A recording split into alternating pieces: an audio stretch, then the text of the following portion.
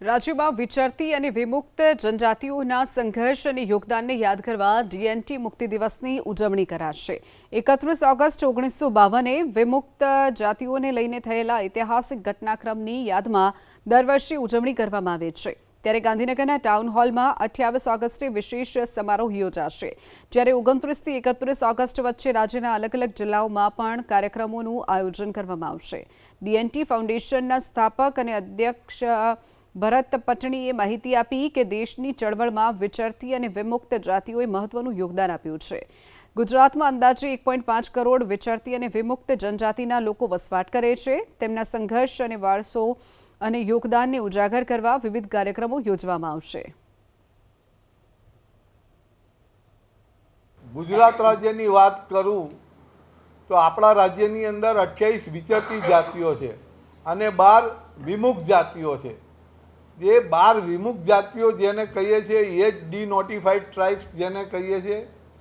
ગોમુંતુક, અર્ધ ગોમુંતુક અને સેમી ગોમુંતુક વિચરતી અને વિમુક્ત એટલે જે ગુનાઓમાંથી જેને વિમુક્ત કરવામાં આવ્યા અને એના માટે જ 31 ઓગસ્ટ ગાંધીનગર અને રાજ્યના તમામ જિલ્લાઓ સ્તરે આ રાજ્યની ભૂપેન્દ્રભાઈ સરકારે જે જિલ્લા સ્તરીય આ મુક્તિ દિવસ ઉજવવાનો જે નિર્ણય લીધો, રાજ્યના 35 જિલ્લાઓમાં આ ઉત્સવ ઉજવવાનો છે। એનો પરિપત્ર પણ બહાર પડ્યો છે।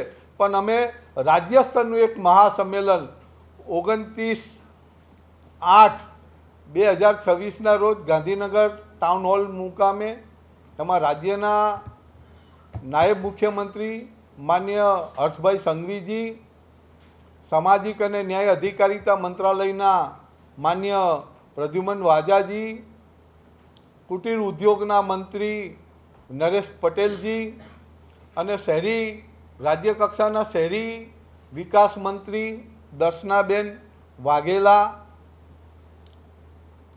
અને ઓબીસીના અને અમારા ગોમુંતુક જાતિના એકમેવ રાજ્યસભાના સાંસદ એવા માન્ય મયંકભાઈ નાયક પણ એમાં ઉપસ્થિત રહેવાના છે।